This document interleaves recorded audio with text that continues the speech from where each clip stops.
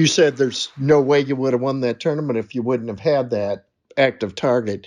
Tell me how you used that. I mean, did you mark bass moving into certain areas, or what's your philosophy on using like a real-time sonar? Yeah, so typically speaking, smallmouth they are predictably unpredictable. Yeah, yeah.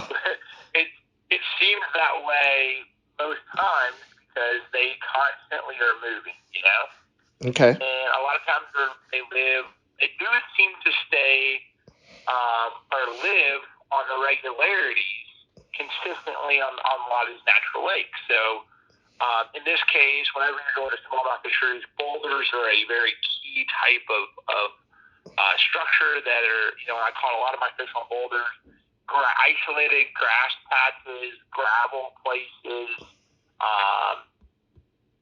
grass edges. There's always seem to be those smallmouth that are relating to some sort of irregularity. Okay. And so that's typically what you're looking for, and you're finding that with your side scan. Your side imaging, your side scan transducers, you're scanning the side imaging out 120 feet and marking those individual places. So typically before forward-facing sonar, you would mark those places, you have your 2D, and you would sometimes go around those places casting to them blindly, and then every once in a while you get up on top of them, and then you actually see the smallmouth on your 2D, which is directly underneath you, drop down and catch those fish sometimes. So now with forward-facing sonar, I'm marking those places. I'm dropping my trolling motor down, and I'm pointing over there at forward-facing sonar. I'm like, man, there's nothing there. But a lot of times, those fish are within 50 yards of that exact spot. So they might be there, 50% of the time. That's their home base. So they might be there 50% of the time on that boulder. Let's just say, for instance, a boulder's out there on a flat, a big boulder that's, the size of your boat or something like that. Mm-hmm. It's going to attract a lot of bait fish, going to attract a lot of other kind of fish like perch, bluegill, and rock bass. And the smallmouth will, attract that as well. But they're not always there. That is the thing that I've figured out. The fish aren't always on that piece of cover. They're close by them. And that was the thing that I learned. And sometimes it's pressure that makes them change, and sometimes it's just their habits of roaming around. Mm-hmm. But those fish, so there's 20 fish sitting on that boulder, they will move around sometimes and leave that boulder and start going hunting for food, and they'll come back to the boulder later on. So it's like a lot of times figuring out where they're at. They're typically within 100 yards of the boulder. Okay, that's interesting. That's very interesting. So I take it when you didn't see them on your live target, did you move on to another place then, or what? So what I would do, this is what happened. So if I pointed myself, if I didn't see them on active target, I would scan out there and be like, A lot of times I would just pick one off. But if I knew that there was a group of fish there before, especially a big group, and when I'm saying a big group, I'm talking about 50 plus or 20, 30 plus fish. Mm-hmm. I would actually start trolling around looking for that group of fish that was on that place within, and I would, a lot of times, 8 times out of 10, I would find that group. They would be broken up. There might be 3 or 5, and I would catch multiple fish of those fish that were just roaming. Okay. Those were the same fish that I was catching on that boulder, but they just weren't there, and they weren't home at that point in time. You know what I'm saying? Sure. They were out around, roaming around. Okay. Usually not too far from that boulder then, or? Yeah, usually not far, within 50 to 100 yards. Oh, interesting. Very interesting. I mean, far, but it wasn't like a quarter mile away. Yeah. They were around somewhere. Okay. Has LiveScope and Active Target, has that taught you a lot about fish behavior, about bass behavior? That's the biggest thing. Okay. That is the biggest thing that Active Target and LiveScope taught me. I've learned more about fish behavior and how they act than I ever in my entire life knew, especially about deep water fish, smallmouth and spotted bass, and even largemouth. you don't realize how much they suspend or how much they move around or what the bait is doing. There's so much little intricate details that we assume we know, and some of it is factual, but some of it is just not even close. You're like, what? They're doing this for that reason? Like, what? That is interesting. Anything that really surprised you by what you learned by using the real-time sonar? Yeah, but that's got to stay under my hat for okay, a little bit longer. That's fine. That's fine. That is totally There's fine. There's a couple things I'm like, golly. That is totally fine.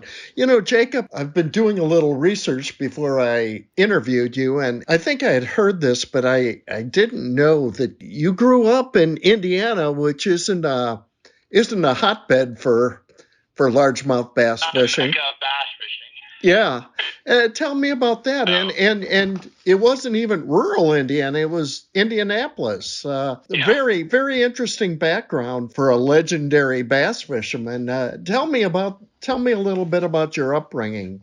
Yeah, I mean, I grew up on 57th Street, Broadway, 5 miles from downtown Indianapolis. I grew up fishing, local rivers like the White River, the little canal that ran through downtown, places like Geist Reservoir, Morris Reservoir, Eagle Creek that were around the city within a short drive. And my dad always fished, but wasn't like competitive fisherman. He fished a little bit of club tournament stuff, and my uncle fished as well. Mm-hmm. Same thing, club tournament, and that sort of just piqued my interest at a very young age of wanting to compete and fish because they liked it, and I wanted to do what they were doing. Oh, that's neat.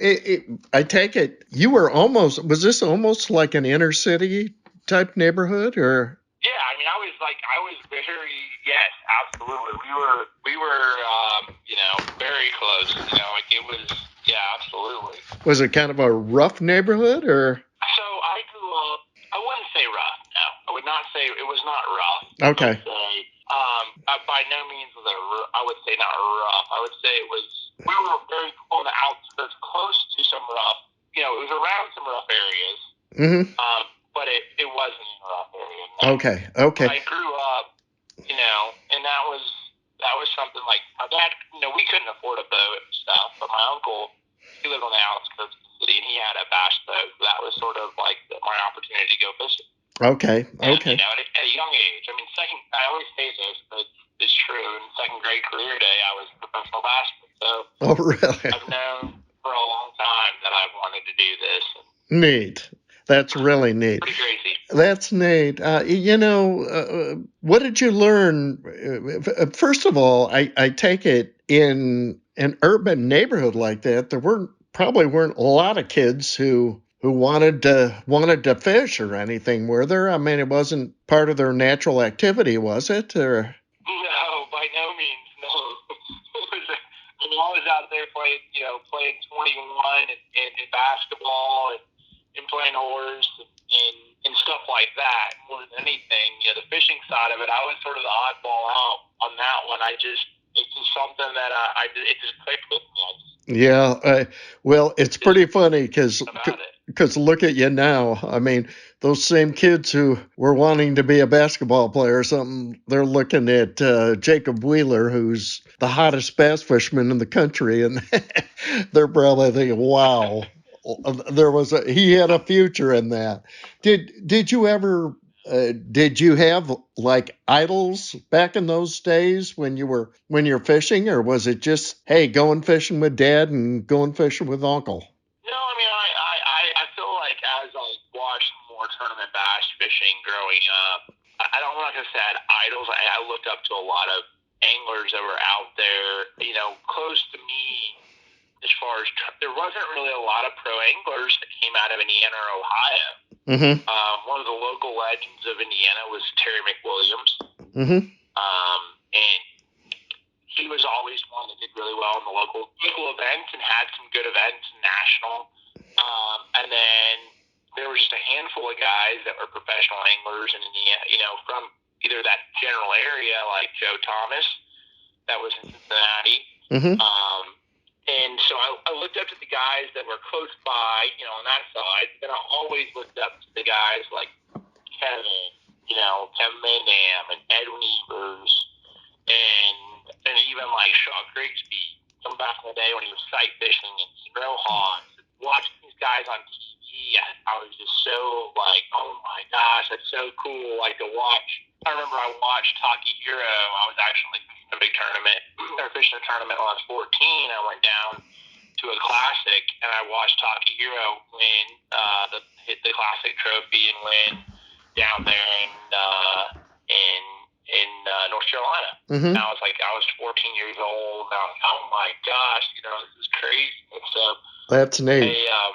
That's neat. There's a lot of. I just always been a fan of the sport, and I just always have been a student of the game and watching these guys compete, and it's always, it was something that I just have always loved. That's cool. When your dad and uncle took you fishing, things were far simpler back in those days. I take it. What was your uncle's name, by the way? Morry Wheeler. M-O-R-R-Y. And your father's name? Curtis Wheeler. Okay. Curtis Oh, Wheeler. C-U-R? C-U-R. Okay. Yep. Okay, when you went with them, I take it there wasn't all the electronics and things like that, were there? Or? No way. It was just, casting a worm, plastic worm out there. I remember throwing a plastic power worm on a 8-ounce Texas rig on a spinning rod and dragging it around and wait, dragging and wait for it to boom, and I remember catching, my first fish, throwing a plastic worm and my first couple of fish I caught on top water. Fun. It was more so, I even fished I was fishing the shoreline a lot with my dad around just a little lakes, and little creeks and whatnot. And then, I would always on my birthday, September 18th, my dad would take me with my dad. We would go fishing on a little lake called West Bog, southern Indiana. A lot of times we would go there. It was a really good fishery at that point in time. What was the name of it? Called West Bogs. West Bogs? Yeah, West Bogs. B-O-G-S or? B-O-G-S. Okay. Very, very neat. Do you remember the first big fish that you caught that really got you hooked on this thing? Or? I was talking with my dad the other day about this. I remember catching a few. I remember vividly one that I caught. They would always, my always hook the fish as I was still casting myself. And I would go on some, I would never catch them. I remember the first one I actually caught in the bass boat with my Uncle Morry, where I made the cast, I got the bite, I set the hook, and I caught several fish before that, from the bank, but I remember, making that cast, feeling that boom, boom, and letting that fish swim away, and setting the hook and getting that fish in the boat, and that was probably the most memorable, at least with my uncle, my dad, and that fish jumping, and to me, I think it's just a giant, oh my gosh, it's a 10-pounder with a 2.5-pound bass, but it was such those memories, I can remember, so many memories from my early age, 7, 8, 9, 10 years old, where I was reeling a few bass on my uncle and my dad. Okay. Do you remember, I think you said, at a young age, what is it, second grade, you had a career day, they had a bass fisherman in or something? I was a professional bass fisherman when I was in second grade as career day. Okay. I brought my tackle box and my bag and my date. I love it. And my rod, and my teachers, they looked at me like I was crazy. You're insane. Why would you, all these other kids are I'm going to be a doctor. I'm going to be a fireman. I'm going to be a police officer. I'm going to do this. I'm going to do that. And just for me, it was always about bass fishing. It was always about fishing. It was just something that I've always had that passion for. It's just I just can't even explain it. It's just something that I felt like everything clicked.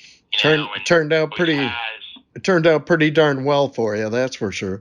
You know, Jacob, we were talking a little bit about this with the real time sonar, but do you owe part of your success to just having a good understanding of the biology of a bass? You seem like the type of person who's not just gonna work a ledge or something like that. You're gonna know why they're there and what they're doing. I mean, are you a student of the game? Are you a student of the fish? Yeah, I would definitely say I would like to say that I am. I always want to. There's always a reason behind what they're doing. Always, like it frustrates me. There's times that I have found fish that when I'm fishing down a grass line or something, and I catch them like up on top of the grass, and I'm like, why? Why are the fish up on top of that flag? It doesn't make So it's always there's always a reason why. Mm-hmm. Whether you can figure it out or not, that's what allows you to figure out moving forward those small intricate details. So like, for instance, I remember a tournament. I found these fish. I was fishing this grass edge, and I got up on top. I saw one blow up, and it was up on top of the grass. It was up there like it was emergent grass, Mm-hmm. Submerged grass, and it wasn't emergent. Sorry, submergent grass. It was like probably 8 foot deep, and the grass came up like I'm gonna say 5 feet off the bottom. Well, they came up blowing up, and blowing up on shad in the grass, and I did not know why they were there. Like, it didn't make sense. Like, why would they not be on the edge of the grass or in the middle of the grass? Well, come to find out, there's a rock pile in the middle of the grass. Ah, interesting. They were sitting on the rock pile. Interesting. Okay. So I had to figure. I always am like, why? There's always a reason why. It's very seldom random with bass. Like, they typically are always doing something for a reason. Okay, very good. What is your favorite method for catching bass? I mean, I know that differs from season. Top water. Okay. And what months do you throw topwater in? From what to what? Yeah, I remember fishing a tournament, and everybody was catching them on crankbait and spinnerbait. Typical pre-spawn tournament, and the water temperature was 52 degrees, and I was catching them on a buzzbait. I'll be darned. Wow. And I've caught them on a buzzbait as cold as 48 degrees in the fall, 47, 48 degrees in the fall, and topwater, So I really throw a topwater a ton in the months of April, May, June, August, September, October, and then it starts to typically phase out. Late October, the water temperatures start to get down a little bit, at least, in Indiana or even down here in Tennessee where I live now, and it starts to transition a little bit more. But there's still times that I'll catch fish on topwater in the middle of the winter time where those fish are just up there shallow eating shad, and I've caught them in December down here when the water's 49 degrees several times. Wow. What's your favorite topwater bait? I know you're sponsored by some baits. Do you like a walking type topwater or buzz bait? I'm working with 13 Fishing right now on a walking bait that I designed. It won't be out probably till next spring, but it's a really, really cool bait. Now along with that, a buzz bait is probably one of my favorites. I worked with a company called Accent Fishing Products. It's a small company out of Indianapolis. Mm-hmm. I've actually known the owners since I was 13 or 14 years old, and I made a buzz bait, which was and it's been my favorite buzz. I mean, it's just something that I always have caught fish on a buzz bait, on some really big ones. So I wanted a buzz bait that was good for right out of the package. Very seldom can you buy a buzz bait off the wall or off the shelf at a academy or a tackle shop and it be ready to go. You have to do a lot of things to it. So I designed that buzz bait where they literally do all the little custom things like crimp the rivet, sand the rivet, and tweak the blade and have the right kind of blades on there to where it squeals and all those little small things that maybe a giant company can't do, but a small company like them, they can. Okay, great. What was that's why. What was the name of that company?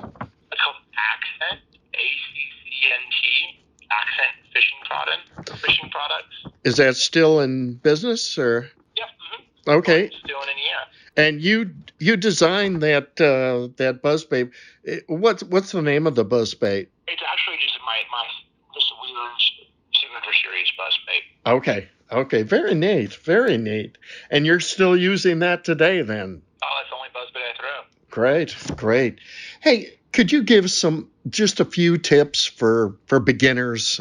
I've on this newsletter, I've got a lot of people who are just getting started or intermediates. I've seen some videos, excellent videos that you've done, and one of the things I saw that you really was good advice is don't fish the same spot year round.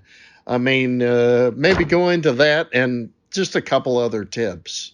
Yeah, I think the biggest thing that beginner anglers, tend to make is, fishing is not always the easiest thing to do. It takes a lot of time, and not every weekend angler has that amount of time on the water to go out there and get skunked. But if you're going to get better, you have to take the challenge of that. Typically you start with seasonal patterns.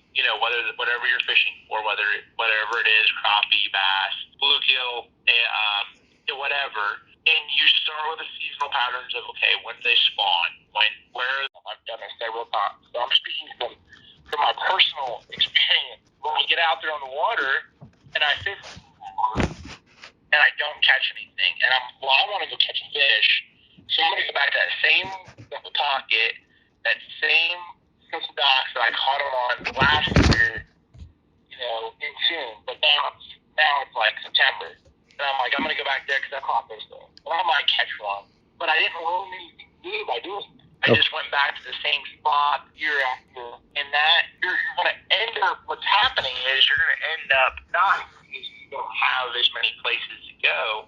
If you would just take a couple of times and go looking for new locations, you'll use some bad ones, and you're probably going to get skunked.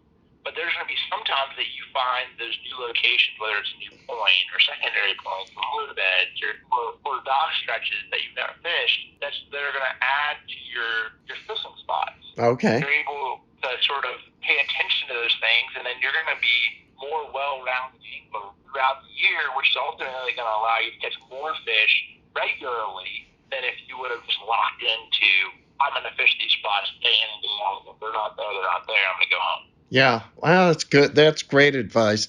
And I take it too as learning to use different rigs and stuff. A lot of people getting started, they'll have one fishing rod and one pound test line on there, and they'll try to force fish to bite what they're offering. I mean, is it important to diversify your tackle and things too, or? Yeah, I would say that the other thing is for sure, tackle. There's so many options out there as far as tackle goes. You don't need a whole tackle store in your boat or on the shoreline to catch fish. You don't, but you definitely want to have a little bit of everything. You want to have a couple different kinds of crankbaits, different colors, a couple different kinds of jerkbait, a couple different kinds of soft plastics, and you want to have a little bit of it all, but you don't have to have everything. Right. It's typical to get a favorite lure, and trust me, I have that buzzbait that I've caught so many fish on. I have that Rapwood 6 that I've caught so many bass on, and so many tournaments have been won on. And there's times when you get a fish, you get them in the boat. It might be a topwater or a crankbait or a little plastic that you're super confident in, and that's what you're going to pick up when the bite is tough. But typically what I would suggest is if you're on a body of water and the bite is really good, maybe don't throw that crankbait that's your favorite crankbait. Maybe try a different kind of crankbait that might have a different kind of wobble or a different technique.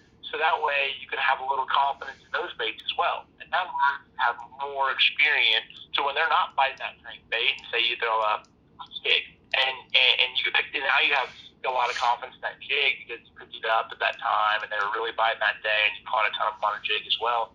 Now you know when to pick that up and you have confidence in that bait. And the more baits you get confidence in, the better you're going to, a lot of times, the better you're going to do, because you're going to be able to switch out a couple different things. Sometimes it's just the fish aren't there. Yeah. That's just how it is. Sure. I mean, no matter what you do, sometimes the fish are not there. There's going to be secret lure out there that's going to catch any of them, or just going to make them appear when they're not there. Yeah. Very, very good. Hey. Definitely working on several different techniques. But there's so many things out there. You can get overwhelmed with the amount of different techniques, a wide wobbling crankbait, a tight wobbling crankbait, a flat bait, a bill, a medium runner, a runner. Don't get to where you're like, I got to buy the whole tackle store and get out there and get overwhelmed either. Yeah, that's a good point. Really good point. Hey, just a couple other things. Do you feel bass get conditioned to certain lures that are hot at the time? I mean, do they learn from certain baits that are thrown at them a lot? I mean, like say a whopper plopper was so popular a few years back. I'm sure bass are being caught on whopper ploppers, but some people down here in Missouri say that they're overexposed to them. I mean, just used to be an electric blue plastic worm was the only thing you were supposed to throw, but that faded away too. Do you feel bass get conditioned to certain lures? There's no doubt. I've seen it day in and day out. I look back at what's a really good scenario that happened. Okay. So in the beginning of, when the Alabama rig came out in tournament bass fishing, Paul Wise won the first tournament on the Alabama Summersville, and he won with like 80 pounds, like 20 pounds a day on these bridges. And all these people, were making Alabama rigs out of coat hangers and all this stuff, putting all these baits together, and multiple different, umbrella rigs came out that next year. Well, all these tournaments were, and a lot of anglers were concerned that the Alabama rig was going to be, it's going to ruin tournament bass fishing. There wasn't going to be they weren't going to be anything except the Alabama rig. The only way you could compete is throwing an Alabama rig with swim baits on it, because the bass are never going to not bite that. Well, some leagues, we cannot fish an Alabama rig or an umbrella rig in the top level of the sport, whether it's the BPT, the Pro Circuit, the Elite Series. None of those leagues are you're allowed to throw an umbrella rig. And the thing was, now going out there, an Alabama rig and umbrella rigs are still effective, but we've learned the bass, the first couple of years, it was insane. You could reel it around and catch bass on bluff walls and rock points, catch them at will. And it's gotten less effective and less effective. And it's gotten to the point now where I can catch more fish on a single swim bait than I can an umbrella rig here at my home lake on Lake Chickamauga. Because they've seen so many of them. And so it's so interesting. I feel like that's a very good scenario where you can see these bass, all these fish have seen that lure, and you can still catch a big fish on it and have some good days on it. But it's nowhere near what it was when it first came out. Interesting. And those fish are very accustomed to seeing those things.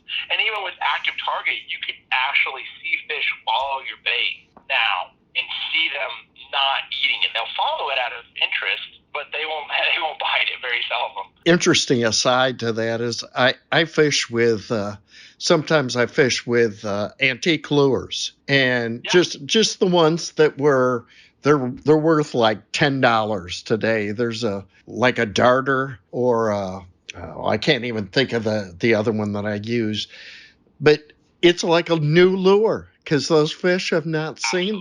They haven't seen that thing. This generation of fish have not seen that bait, so it's pretty interesting. Was the transition to Major League Fishing, was it different? I mean, with the way scoreable bass are considered and stuff.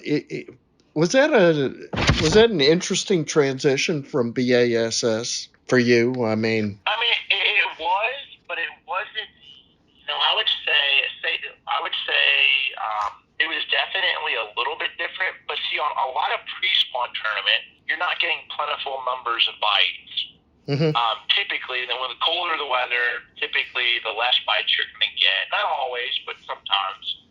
It seems like it is for the most part. And so I remember a lot of these tournaments, I would say about 70% of the tournaments that I fish, and on the BPT in Major League Fishing, in that Major League Fishing format, I would say, or I would fish the exact same way if it was a 5-fish limit format. Oh, And then I interesting. would say there's 30% of the tournament, like even let's look back at, like even at Champlain, like I'm in my best 5, I probably had 20 pounds a day, which would have more than likely won any 5-fish limit tournament up there. So I would have fished the exact same in that tournament as I would have in a 5-fish. Okay.